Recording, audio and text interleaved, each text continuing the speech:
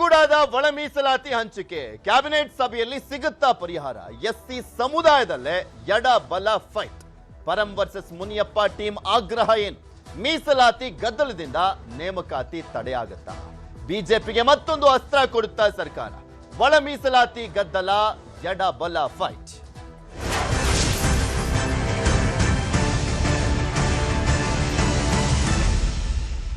ಇದು ಕೇವಲ ರಾಜಕೀಯ ಪ್ರಶ್ನೆ ಮಾತ್ರ ಅಲ್ಲ, ಸಾಮಾಜಿಕ ನ್ಯಾಯದ ಪ್ರಶ್ನೆ ಅಂತ ಹೇಳ್ತಾ ಇರುವಂತದ್ದು ಎಡಗೈ ಸಮುದಾಯ. ಓಕೆ, ಅದೊಂದ್ ಕಡೆ ಆದ್ರೆ ಲಕ್ಷಾಂತರ ಯುವಕರ ಭವಿಷ್ಯದ ಚಿಂತೆ ಕೂಡ, ಅಂದ್ರೆ ನೇಮಕಾತಿ ವಿಚಾರಕ್ಕೆ ಸಂಬಂಧಪಟ್ಟಂತೆ. ಸೊ ಹೀಗಾಗಿ ಸರ್ಕಾರ ಈಗ ಇಕ್ಕಟ್ಟಿನ ಪರಿಸ್ಥಿತಿಯಲ್ಲಿ ಸಿಕ್ಕಾಕೊಂಡ್ಬಿಟ್ಟಿದೆ, ಏನ್ ನಿರ್ಧಾರ ಮಾಡೋದು ಅಂತ. ಇನ್ನೊಂದ್ ಕಡೆ ಎಐಸಿಸಿ ಅಧ್ಯಕ್ಷ ಮಲ್ಲಿಕಾರ್ಜುನ್ ಖರ್ಗೆ ಅವರ ನಿವಾಸಕ್ಕೆ ಎಡತಾಕಿರುವಂತದ್ದು ಎಡಗೈ ಸಮುದಾಯದ ನಾಯಕರು ಮತ್ತೆ ಬಲಗೈ ಸಮುದಾಯದ ನಾಯಕರು. ಒಳ ಮೀಸಲಾತಿಗಾಗಿ ಎಸ್ಸಿ ಸಮುದಾಯದಲ್ಲೇ ಜಗಳ ಶುರುವಾಗಿದೆ. ಒಳ ಮೀಸಲಾತಿ ಕೊಟ್ಬಿಟ್ಟು ನೇಮಕಾತಿ ಪ್ರಕ್ರಿಯೆಯನ್ನ ಮಾಡಿ. ಓಕೆ, ಈಗ 56% ಅಲ್ಲಂತೂ ಮಾಡಲ್ಲ ಅಲ್ವಾ? ಈ ಹಿಂದಿನ ಪರ್ಸೆಂಟೇಜ್ ಮೇಲೆ ಹೋಗ್ತೀರಾ ಅಲ್ವಾ ಮೀಸಲಾತಿಯಲ್ಲಿ? 50% ಒಳಗಡೆ ಇರೋದ್ರಲ್ಲೇನೆ ಆ 15% ಇದೆಯಲ್ಲ ದಲಿತ ಸಮುದಾಯಕ್ಕೆ, ಆ 15% ಅಲ್ಲೇ ಒಳ ಮೀಸಲಾತಿ ಕೊಟ್ಬಿಟ್ಟು ಮಾಡಿ ಅಂತ ಕೇಳ್ತಾ ಇದ್ದಾರೆ. ಸಿಎಂ ಸಿದ್ದರಾಮಯ್ಯನವರಿಗೆ ಬಿಸಿ ತುಪ್ಪವಾಗಿರುವಂತದ್ದು ಮೀಸಲಾತಿ. ನೇಮಕಾತಿಗೆ DPAR ಆದೇಶ ಆಗ್ತಾ ಇದ್ದಂತೆ ಈಗ ಮೇಲಾಟ ನಡೀತಾ ಇದೆ. ಒಳ ಮೀಸಲಾತಿ ಅಂತೆ ನೇಮಕಾತಿಗೆ ಎಡಗೈ ಆಗ್ರಹಿಸ್ತಾ ಇರುವಂತದ್ದು. ಇಂದಿನ ಕ್ಯಾಬಿನೆಟ್ ನಲ್ಲಿ ಒಳ ಮೀಸಲಾತಿ ಭವಿಷ್ಯ ನಿರ್ಧಾರ ಆಗುವಂತ ಸಾಧ್ಯತೆ, ಜಟಾಪಟಿಗೂ ಕಾರಣ ಆಗ್ಬೋದು. ಪ್ರಣಾಳಿಕೆಯಂತೆ ಒಳ ಮೀಸಲು ಜಾರಿಗೆ ಮುನಿಯಪ್ಪ ಆಗ್ರಹಿಸ್ತಾ ಇದ್ದಾರೆ. ಸಚಿವ ಮುನಿಯಪ್ಪ ಆಗ್ರಹಕ್ಕೆ ಬಲಗೈ ಸಚಿವರು ವಿರೋಧವನ್ನ ಮಾಡ್ತಾ ಇದ್ದಾರೆ. ಇರುವಂತದ್ದು ಇಬ್ಬರೇ ಎಡಗೈ ಸಮುದಾಯದ ಸಚಿವರುಗಳು, ಇದು ಮುನಿಯಪ್ಪ, RB ತಿಮ್ಮಾಪುರ ಅವರು. ಎಡಗೈ ಬಲಗೈ ನಾಯಕರ ಬೇಡಿಕೆ ಏನು? 15% ನಂತೆ ಒಳ ಮೀಸಲಾತಿ ಜಾರಿಗೆ ಸಚಿವ ಮುನಿಯಪ್ಪ ಅವರು ಆಗ್ರಹಿಸಿದ್ದಾರೆ. 15% ನಂತೆ ನೇಮಕಾತಿ ಆದ್ರೆ ಬಲಗೈ ನಾಯಕರಿಗೆ ಹಿನ್ನಡೆಯ ಭೀತಿ. ಅಂದ್ರೆ 15% ನಲ್ಲಿ ಒಳ ಮೀಸಲಾತಿಯನ್ನ ತಂದ್ರೆ ಬಲಗೈ ನಾಯಕರಿಗೆ ಯಾವುದೇ ಸಮಸ್ಯೆ ಆಗೋದಿಲ್ಲ. ಸರ್ಕಾರ 654 ಆ ಒಂದು ಲೆಕ್ಕಾಚಾರದಲ್ಲಿ ಹೋಗ್ಬಿಡುತ್ತೆ ಅನ್ನುವಂತ ಒಂದು ಭಯ ಕೂಡ ಇರುವಂತದ್ದು ಎಡಗೈ ಸಮುದಾಯಕ್ಕೆ. ಅದರಲ್ಲೂ ಕೂಡ ಕರೆಕ್ಟ್ ಆಗಿ 5.5 ಮಾಡಿಬಿಟ್ಟು ಅದಾದ್ಮೇಲೆ ಉಳಿದಿದ್ದು 5 ಅಲ್ಲಿ ನೀವು ನಿಭಾಯಿಸಿ ಅಂತ ಹೇಳ್ತಾ ಇದ್ದಾರೆ. ಸೊ ಹೀಗಾಗಿ ಇಲ್ಲೂ ಕೂಡ ಜಟಾಪಟಿ ಮುಂದುವರೆದಿರುವಂತದ್ದು. ಕ್ಯಾಬಿನೆಟ್ ಮೀಟಿಂಗ್ ಇದೆ, ಏನಾಗುತ್ತೆ ನೋಡಬೇಕು. ಇದೇ ವಿಚಾರಕ್ಕೆ ಸಂಬಂಧಪಟ್ಟಂತೆ ಕೆಲವರು ಮಾತನಾಡಿದ್ದಾರೆ, ಏನ್ ಹೇಳಿದ್ದಾರೆ ಕೇಳೋಣ. ಮಲ್ಲಿಕಾರ್ಜುನ್ ಖರ್ಗೆಜಿಯವರು ಈ ವಿಷಯ ಎಲ್ಲ ಒಟ್ಟಿಗೆ ಸೇರಿ ಅಮಿಕಬಲ್ ಆಗಿ ಸೆಟಲ್ಮೆಂಟ್ ಮಾಡ್ಕೊಳ್ಳಿ, ಯಾರಿಗೂ ಅನ್ಯಾಯ ಆಗೋದು ಬೇಡ ಅನ್ನೋ ಮಾತನ್ನು ಹೇಳಿದ್ದಾರೆ. ನಾನು ಕೂಡ ಹೇಳ್ತೀನಿ ಅಂತೇಳಿ ಹೇಳಿದ್ದಾರೆ. ಅವ್ರದ್ರಲ್ಲಿ ಏನೂ ಅಭ್ಯಂತರ ಇಲ್ಲ. ಎಲ್ಲರೂ ಒಟ್ಟಿಗೆ ಇರಬೇಕು, ಸಮವಾಗಿ ಹಂಚ್ಕೊಳ್ಬೇಕು, ಅಮಿಕಬಲ್ ಆಗಿ ಸೆಟಲ್ಮೆಂಟು ಮಾಡ್ಕೋಬೇಕು ಅನ್ನೋ ಮಾತನ್ನು ಹೇಳಿದ್ದಾರೆ. ಅದಕ್ಕೆ ನಾವು ಕೂಡ ಸಮ್ಮತಿ ಕೊಟ್ಟಿದ್ದೀವಿ. ಮಾನ್ಯ ಮುಖ್ಯಮಂತ್ರಿಗಳಿಗೆ ಈ ವಿಷಯವನ್ನು ತಿಳಿಸ್ತೀವಿ. ಒಂದು ವರ್ಗಕ್ಕೆ ಹೆಚ್ಚು ಸಿಗುತ್ತೆ ಅನ್ನುವಂಥದ್ದನ್ನ ನೋಡಿಕೊಂಡು ಈಗ ಅದ್ರ ಬಗ್ಗೆ ಏನು ಮಾಡಬೇಕು ಅಂತೇಳಿ ಚರ್ಚೆ ಮಾಡಬೇಕು. ಮತ್ತೆ ಕ್ಯಾಬಿನೆಟ್ಗೆ, ಯಾಕೆಂದ್ರೆ ಈ ಡಿಸಿಷನ್ ಆಗಿದ್ದು ಕ್ಯಾಬಿನೆಟ್ ಅಲ್ಲಿ, ಅದಕ್ಕೆ ಬೇರೆ ಏನೇ ಡಿಸಿಷನ್ ಆಗಬೇಕು ಅಂದ್ರೆ, ಬದಲಾಯಿಸೋದಿದ್ರೆ, ಅಮೆಂಡ್ಮೆಂಟ್ ಮಾಡೋದಿದ್ರೆ ಕ್ಯಾಬಿನೆಟ್ ಅಲ್ಲೇ ಆಗಬೇಕು ಅಂತೇಳಿ ಮುಖ್ಯಮಂತ್ರಿಗಳು ಕ್ಯಾಬಿನೆಟ್ಗೆ ಸಬ್ಜೆಕ್ಟ್ ಅನ್ನ ತರ್ತೇವೆ ಅಂತ ಹೇಳಿದ್ದಾರೆ. ಹಾಗಾಗಿ ಅಲ್ಲಿ ಚರ್ಚೆ ಆಗಿ ಅಂತಿಮವಾಗಿ ಏನ್ ತೀರ್ಮಾನ ಆಗುತ್ತೆ ಅದರ ಪ್ರಕಾರ ಸರ್ಕಾರ ಕೆಲಸ ಮಾಡುತ್ತೆ. ಒಂದು ಕಡೆ 2,85,000 ಹುದ್ದೆಗಳನ್ನ ಭರ್ತಿ ಮಾಡತಕ್ಕಂಥ ಯೋಗ್ಯತೆ ಇಲ್ಲಿರ್ತಕ್ಕಂಥ ಕಾಂಗ್ರೆಸ್ ಸರ್ಕಾರ ಮೀಸಲಾತಿಯನ್ನ ಸರಿಯಾಗಿ ಒಳ ಮೀಸಲಾತಿಯನ್ನ ಅನುಷ್ಠಾನಕ್ಕೆ ತರದೇನೆ 6% ಪಕ್ಕಕ್ಕಿಟ್ಟು ಕೇವಲ 50% ಹಿಂದಿನ ಹಳೆಯ ಮೀಸಲಾತಿ ಪ್ರಕಾರ ಮಾಡ್ತೇವೆ ಅಂತ ಹೇಳಿ ಹೊರಟಿದ್ದೀರಿ. ರಾಜ್ಯದಲ್ಲಿ ಬೆಂಕಿ ಹಚ್ಚುವಂತ ಕೆಲಸ ಮಾಡೋದಕ್ಕೆ ಹೊರಟಿದ್ದಾರೆ ರಾಜ್ಯ ಸರ್ಕಾರ. ಇಷ್ಟು ಗೊಂದಲ ಮಾಡಿ ಕುಂತಿರಲ್ಲ ಇವತ್ತು ನಾಳೆ ಮಕ್ಕಳೆಲ್ಲರೂ ಕೂಡ CET ಎಕ್ಸಾಮ್ ಬರ್ದಾರ, ನೀಟ್ ಎಕ್ಸಾಮ್ ಬರ್ದಾರ. ಪ್ರಮೋಷನ್ ಇವತ್ತು ಸರ್ಕಾರಿ ನೌಕರರಿಗೆ ಪ್ರಮೋಷನ್ ಕೊಡ್ಬೇಕು, ಸರ್ಕಾರಿ ನೌಕರಸನ್ನ ಭರ್ತಿ ಮಾಡ್ಕೋಬೇಕು, ಎಜುಕೇಶನ್ ದಲ್ಲಿ ಅವ್ರಿಗೆ ಮೀಸಲಾತಿ ಕೊಡ್ಬೇಕು, 7% 7% ಕೊಡ್ಬೇಕು, ಪ್ರಮೋಷನ್ಸ್ ಕೊಡ್ಬೇಕು. ಇವೆಲ್ಲ ಇದ್ದಂತ ಟೈಮಲ್ಲಿ ಯಾವ ರೀತಿಯಲ್ಲಿ ಸರಿಪಡಿಸ್ಕೊಂತೀರಿ? ಇಷ್ಟು ದೊಡ್ಡ ಗೊಂದಲ ಮಾಡಿ ಕುಂತಿದ್ದೀರಲ್ಲ ಇವತ್ತು ನೀವು. ಈ ಕಾಂಗ್ರೆಸ್ ಸರ್ಕಾರ ಇವತ್ತು ಹಿಂದುಳಿದಂತಹ ಜಾತಿಗಳಿಗೆ, SC STಗಳಿಗೆ ಮಾಡ್ತಾ ಇರುವಂತ ಮಹಾ ದ್ರೋಹ ಇದು. ಬಾಬಾ ಸಾಹೇಬ್ ಅಂಬೇಡ್ಕರ್ ಅವರಿಗೆ ಮಾಡ್ತಾ ಇರುವಂತ ಮಹಾ ಅಪಮಾನ ಇದು. ಈ ರೀತಿ ಮಾಡಿ ಕುಂತಿದ್ದೀರಲ್ಲ ಇವತ್ತು, ಇದ್ರ ಯಾವ ರೀತಿಯಲ್ಲಿ ಸರಿಪಡಿಸುವಂತ ಕೆಲಸ ಮಾಡ್ತೀರಿ? ಇದೇ ವಿಚಾರಕ್ಕೆ ಸಂಬಂಧಪಟ್ಟಂತೆ ಮಾತನಾಡ್ತಾ ಹೋಗೋಣ. ನಮ್ಮ ಜೊತೆ ಕಾಂಗ್ರೆಸ್ನಿಂದ ಮಾಜಿ ಸಂಸದರಾಗಿರುವಂತ BN ಚಂದ್ರಪ್ಪ ಅವರು ನೇರ ಸಂಪರ್ಕದಲ್ಲಿ ಜಾಯ್ನ್ ಆಗಿದ್ದಾರೆ. ಸರ್, ಕಾರ್ಯಕ್ರಮಕ್ಕೆ ಸ್ವಾಗತ. ಹಾಗೆ ಮಾಜಿ ಸಚಿವರಾಗಿರುವಂತ ಎನ್ ಮಹೇಶ್ ಅವರು ಬಿಜೆಪಿಯಿಂದ ನೇರ ಸಂಪರ್ಕದಲ್ಲಿ ಜಾಯ್ನ್ ಆಗಿದ್ದಾರೆ. ಸರ್, ಇಬ್ಬರಿಗೂ ಕಾರ್ಯಕ್ರಮಕ್ಕೆ ಸ್ವಾಗತ. ನಾನು ಚಂದ್ರಪ್ಪ ಅವರಿಂದ ಆರಂಭ ಮಾಡ್ತೀನಿ. ಚಂದ್ರಪ್ಪ ಅವರೇ, ಒಂದ್ ಕಡೆ ಒಳ ಮೀಸಲಾತಿ ಅನ್ನುವಂಥ ವಿಚಾರನೆ ವಿವಾದ ಆಗಿದೆ. ಆದ್ರೆ ಲಾಸ್ಟ್ ಕ್ಯಾಬಿನೆಟ್ ನಲ್ಲಿ ಎಲ್ಲರೂ ಕೂಡ ಒಪ್ಕೊಂಡು ಬಂದ್ಬಿಟ್ಟಿದ್ರಿ. ಈಗ ವಿವಾದವನ್ನ ಮಾಡಿಟ್ಟಿದ್ದೀರಾ. ಇದು ಲಕ್ಷಾಂತರ ಯುವಕರ ನೇಮಕಾತಿಯ ಪ್ರಕ್ರಿಯೆಗೆ ಕೊಳ್ಳಿ ಇಡುತ್ತಾ ಅನ್ನುವಂಥ ಒಂದು ಪ್ರಶ್ನೆ. ಒಳ ಮೀಸಲಾತಿಯ ಬಗ್ಗೆ ಫಸ್ಟೇ ನಿರ್ಧಾರ ಮಾಡ್ಬಿಟ್ಟು ಯಾಕೆ ಅಂತಿಮಗೊಳಿಸಲಿಲ್ಲ ಅನ್ನುವಂಥದ್ದು ಪ್ರಶ್ನೆ ಇದೆ. ಸರ್, ಇದೆಲ್ಲೋ ಸ್ವಲ್ಪ ನಮಸ್ಕಾರ. ಹೇಳಿ. ಈಗ ಸತತವಾಗಿ 35 ವರ್ಷಗಳಿಂದ ಹ್ಮ್ ಜನಸಂಖ್ಯೆಗೆ ಅನುಗುಣವಾಗಿ ನಮಗೆ ಮೀಸಲಾತಿ ಸಿಗಬೇಕು ಅನ್ನುವಂತ ಹೋರಾಟವನ್ನ ಮಾಡ್ಕೊಂಡು ಬಂದಿದ್ದಂತ ಸಂದರ್ಭದಲ್ಲಿ ಆ ಮಧ್ಯೆ ಸದಾಶಿವ ಆಯೋಗ ನೇಮಕ ಆಯ್ತು. ಮತ್ತೆ ಮಾಧುಸ್ವಾಮಿ ಅವರ ಆಯೋಗ ಅಧ್ಯಕ್ಷತೆಯಲ್ಲಿ ಒಂದು ಕಮಿಟಿ ಆಯ್ತು. ಇತ್ತೀಚೆಗೆ ನಾಗಭೂಷಣ್ ಅವರ ಒಂದು ಕಮಿಟಿ ಆಯ್ತು. ಅದರ ಪ್ರಕಾರ ಕೆಳಮನೆಯಲ್ಲಿ ಮತ್ತು ಮೇಲ್ಮನೆಯಲ್ಲಿ, ವಿಧಾನಸಭೆಯಲ್ಲಿ ಮತ್ತು ವಿಧಾನ ಪರಿಷತ್ತಿನಲ್ಲಿ ಸರ್ವಾನುಮತದ ತೀರ್ಮಾನ ಆಯಿತು. ಆ ವಿಚಾರದಲ್ಲಿ ನಾನು ಭಾರತೀಯ ಜನತಾ ಪಕ್ಷದ ಮತ್ತು JDS ನವರು ಮತ್ತು ಎಲ್ಲಾ ಶಾಸಕರಿಗೂ ನಾನು ಅಭಿನಂದನೆಗಳನ್ನು ಸಲ್ಲಿಸ್ತೀನಿ. ಸರ್ವಾನುಮತದಿಂದ ಒಪ್ಪಿಗೆಯನ್ನು ಕೊಟ್ಟಿದ್ದಾರೆ. ಅದಾದ ನಂತರ ನಮ್ಮಲ್ಲಿ ನಾವು ಎಡ ಬಲ ಅಂತ ಕರಿತೀವೋ, ನಾವೆಲ್ಲ ಒಂದೇ ತಾಯಿಯ ಮಕ್ಕಳು, ಬೇರೆಯವರೆಲ್ಲ. ನಾವು ಆರೋಪ ಮಾಡೋಂಥದ್ದು, ನಮ್ಮ ಮೇಲೆ ಆರೋಪ ಮಾಡೋಂಥದ್ದು ಸರಿಯಲ್ಲ. ನಾವು ಒಂದೇ ತಾಯಿಯ ಮಕ್ಕಳು, ನಾವೆಲ್ಲ ಶೋಷಿತರು. 6-6-5 ಅನ್ನುವಂಥ ನಿರ್ಣಯಕ್ಕೆ ಬಂದು ಅದು 2 ಸದನಗಳಲ್ಲಿ ಸರ್ವಾನುಮತದಿಂದ ಅನುಮೋದನೆಯಾಗಿ ಮಾನ್ಯ ರಾಜ್ಯಪಾಲರು ಅದಕ್ಕೆ ಅನುಮೋದನೆಯನ್ನ ಕೊಟ್ಟರು. ಅದಾದ ನಂತರ ಮೊನ್ನೆ ನಡೆದ ಸಚಿವ ಸಂಪುಟದಲ್ಲಿ ಅದು ಯಾವ ರೀತಿಯ ಏರುಪೇರು ಆಯ್ತು ನನಗೆ ಗೊತ್ತಿಲ್ಲ. ಏಕಾಏಕಿ ಈ 1995 ಮತ್ತು 1922 ಇದು ಆದೇಶದ ಪ್ರಕಾರ ಇದನ್ನ ಅಪಾಯಿಂಟ್ಮೆಂಟ್ ಮಾಡುವಂಥದ್ದು, ನೇಮಕಾತಿ ಮಾಡುವಂಥದ್ದು ಅನ್ನುವಂಥ ಒಂದು DPR ಇಂದ ಒಂದು ಗೈಡ್ಲೈನ್ ಬಂತು. ಹೌದು. ಅದಾದ ಮೇಲೆ ನಮಗೆ ಏನೊಂದು ಆತಂಕ ಆಗಿದೆ ಅಂದ್ರೆ, 35 ವರ್ಷಗಳ ಹೋರಾಟ, 16 ಜನ ಸಾವನ್ನಪ್ಪಿದ್ದಾರೆ, ದಾರಬೆತ್ತಲೆ ಮೆರವಣಿಗೆ ಮಾಡಿದ್ದಾರೆ, ವಿವಿಧ ರೀತಿಯಲ್ಲಿ ಹೋರಾಟವನ್ನು ಮಾಡಿ 35 ವರ್ಷ ಅಂದ್ರೆ ಕಡಿಮೆ ಅಲ್ಲ. ಹೌದು. ಒಬ್ಬ ಮನುಷ್ಯನ ಅರ್ಧ ಆಯಸ್ಸು, ಅರ್ಧ ಆಯಸ್ಸು ಹೋರಾಟವನ್ನು ಮಾಡಿ ಏಕಾಏಕಿ ಈ ರೀತಿಯ ನಿರ್ಣಯ ಆಯ್ತಲ್ಲ ಯಾಕೆ ಅನ್ನುವಂಥದ್ದು ನಮ್ಮ ಸಮುದಾಯಗಳಲ್ಲಿ ಆತಂಕಕ್ಕೊಳಗಾಯ್ತು. ಸೊ ನಮ್ಮ ಸಮುದಾಯದವರು, ನಮ್ಮ ಎಡ ಸಮುದಾಯದವರು ಎಲ್ಲಾ ತಾಲೂಕಿನಲ್ಲೂ ನಾವು ಗಲಾಟೆ ಮಾಡ್ತೀವಿ, ಅದು ಮಾಡ್ತೀವಿ, ಇದು ಮಾಡ್ತೀವಿ ಅಂತ ಶುರು ಮಾಡಿದ್ರು. ನಮ್ಮಲ್ಲಿ ನಾವು ಸನ್ಮಾನ್ಯ ಮುನಿಯಪ್ಪನವರು, ಸನ್ಮಾನ್ಯ ತಿಮ್ಮಾಪುರವರು ಮತ್ತು ಹನುಮಂತಯ್ಯನವರು, ನಮ್ಮ ಆಂಜನೇಯವರು ಯಾವಾಗಲೂ ಹೋರಾಟದ ಮುಂಚೂಣಿಯಲ್ಲಿ ಇರ್ತಾರೆ. ನಾವೆಲ್ಲ ಸೇರಿ ನಮ್ಮ ಸಮಾಜಗಳಿಗೆ ಕೈ ಮುಗಿದು ಬಿಟ್ಕೊಂಡ್ವಿ. ನಾವೆಲ್ಲ ಪಕ್ಷದಲ್ಲಿದ್ದೀವಿ, ಸರ್ಕಾರದಲ್ಲಿದ್ದೀವಿ. ನಮ್ಮ ಮುಖ್ಯಮಂತ್ರಿಗಳು ಬೇಡ್ಕೊಳ್ಳಕ್ಕೂ ಮುಂಚೆನೆ ಒಂದು ಕ್ಯಾಬಿನೆಟ್ ಸಭೆ ಆದಾಗ್ಲೇ ಪ್ರಶ್ನೆ ಮಾಡಿಬಿಡುವುದಿತ್ತಲ್ಲ ಅಂತ ನಾನು ಪ್ರಶ್ನೆ ಮಾಡಿದ್ದು. RB ತಿಮ್ಮಾಪುರ್ ಅವರು, KH ಮುನಿಯಪ್ಪ ಅವರು ಅವತ್ತು ಕೂಡ ಅವತ್ತಿನ ಸಚಿವ ಸಂಪುಟ ಸಭೆಯಲ್ಲೇ ಇದ್ದಂತವ್ರು. ಈಗ ಅವರು ಸಭೆಯಲ್ಲಿ ಮಾತನಾಡಿದ್ದಾರೆ. ಅದನ್ನ ತಮ್ಮ ಮಾಧ್ಯಮಗಳಲ್ಲೂ ಬಂತು. ಮುನಿಯಪ್ಪನವರು ವಿಪರೀತವಾಗಿ ಸಿಟ್ಟು ಮಾಡಿದ್ರು, ಘರ್ಷಣೆ ಮಾಡಿದ್ರು ಹಾಗೆ ಅಂತ. ಅದು ಮಾನ್ಯ ಮುಖ್ಯಮಂತ್ರಿಗಳು ಅದೇ ಹೇಳಿದ್ರು, ನೀವು ಇದ್ರಲ್ಲ ಸಚಿವ ಸಂಪುಟದಲ್ಲಿ ಅನ್ನುವಂತ ಮಾತನ್ನ ಸನ್ಮಾನ್ಯ ಮುಖ್ಯಮಂತ್ರಿಗಳು ಹೇಳಿದ್ರು. ಅದು ನಾನು ಸಚಿವ ಸಂಪುಟದಲ್ಲಿ ಏನಾಯ್ತು ಏನು ಅನ್ನೋದ್ರ ಬಗ್ಗೆ ನನಗೆ ಗೊತ್ತಿಲ್ಲ, ನಾನು ಹೊರಗಿರುವಂತನು. ಬಹುಶಃ ಏನೋ ಒಂದು ಮಿಸ್ ಇದಾಗಿದೆ ಅಂತ ಕಾಣ್ತದೆ.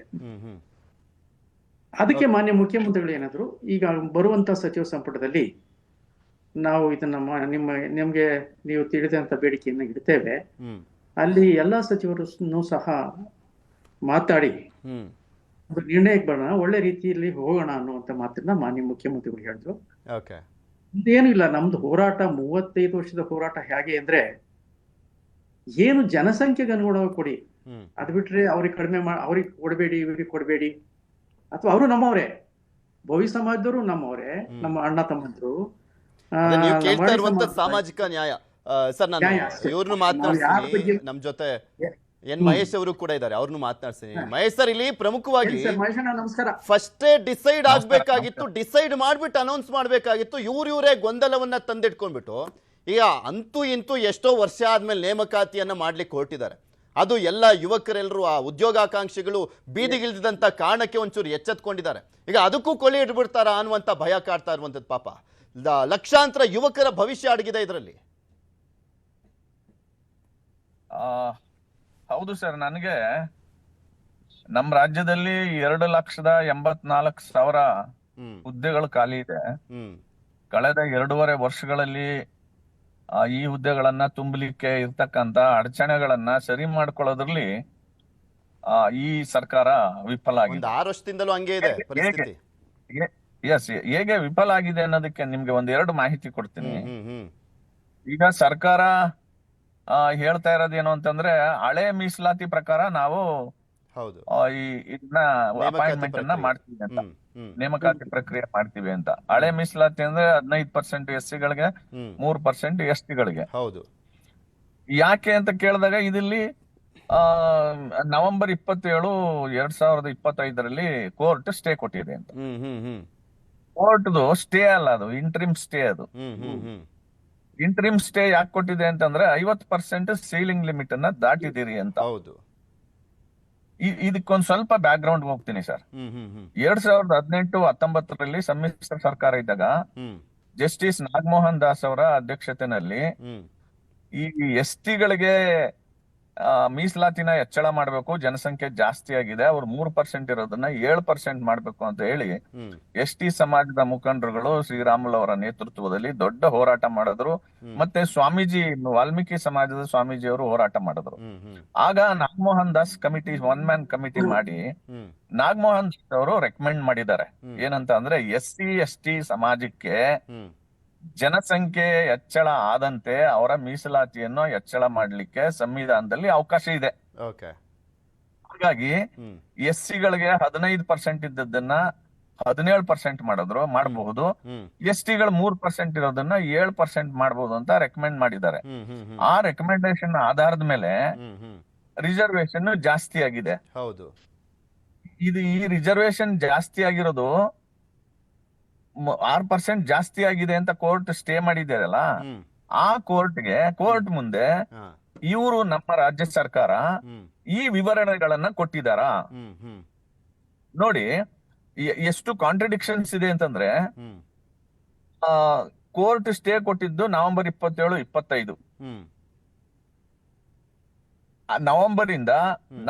ನವೆಂಬರ್, ಡಿಸೆಂಬರ್, ಜನವರಿ 3 ತಿಂಗಳು ಬಿಟ್ಟು ಫೆಬ್ರವರಿ 3ನೇ ತಾರೀಕು 2026 ವಿಧಾನಸಭೆನಲ್ಲಿ ಮಸೂದೆಯನ್ನ ಮಂಡನೆ ಮಾಡಿ ಪಾಸ್ ಮಾಡಿಸ್ಕೋತಾರೆ. ಕೋರ್ಟ್ ಸ್ಟೇ ಇರುವಾಗ ಮಸೂದೆ ಯಾಕೆ ಮಂಡನೆ ಮಾಡಿದ್ರು? ಇದೊಂದು ವೈರುಧ್ಯ ಮತ್ತು ಪ್ಯಾರಾಡಾಕ್ಸ್ ಇದು. ಅದಾದ್ಮೇಲೆ ಹೇಳ್ಬಿಡ್ತೀನಿ ಸರ್. ಅದಾದ್ಮೇಲೆ 26ನೇ ತಾರೀಕು ಫೆಬ್ರವರಿ ಇಡೀ ಕ್ಯಾಬಿನೆಟ್ SC ST ಮಂತ್ರಿಗಳೆಲ್ಲ ಹೋಗಿ ರಾಜ್ಯಪಾಲರ ಹತ್ರ ಸಹಿ ಮಾಡಿಸ್ಕೋತಾರೆ. ಹೌದು. 26ನೇ ತಾರೀಕು ಫೆಬ್ರವರಿ. ಅದೇ ದಿನ ಸಂಜೆ ಕ್ಯಾಬಿನೆಟ್ ತೀರ್ಮಾನ ಮಾಡ್ತಾರೆ. ಏನಂತ? ನಾವು 17% 7% ಮಾಡಕ್ಕಾಗಲ್ಲ, ಹಂಗಾಗಿ ಹಳೆ ಮೀಸಲಾತಿ ಆಧಾರದಲ್ಲಿ ಮಾಡ್ತೀವಿ ಅಂತ ಹೇಳ್ತಾರೆ. ಇದೇನ್ ಸೂಚಿಸುತ್ತೆ ಸರ್ ಇವ್ರಿಗೆ? ಹೌದು. ಇವರಲ್ಲೇ ಎಷ್ಟು ಗೊಂದಲ ಇದೆ, ಮತ್ತೆ ಈ ಕಾನೂನಿನ ತೊಡಕನ್ನ ಹೇಗೆ ನಿವಾರಿಸಬೇಕು ಅನ್ನೋದ್ರ ಬಗ್ಗೆ ಯೋಚನೆ ಮಾಡಿಲ್ಲ. ನೋಡಿ, ಇನ್ನೊಂದು ಮಾಹಿತಿ ಕೊಡ್ತೀನಿ. ಚಂದ್ರಪಾಣ್ ಅವರು ಇದಾರೆ ನೋಡಿ. ನಮಸ್ಕಾರ. SC ST ರಿಸರ್ವೇಶನ್ ನ ಜನಸಂಖ್ಯೆ ಆಧಾರದ ಮೇಲೆ ಹೆಚ್ಚು ಮಾಡ್ಲಿಕ್ಕೆ ಸಂವಿಧಾನದಲ್ಲಿ ಅವಕಾಶ ಇದೆ.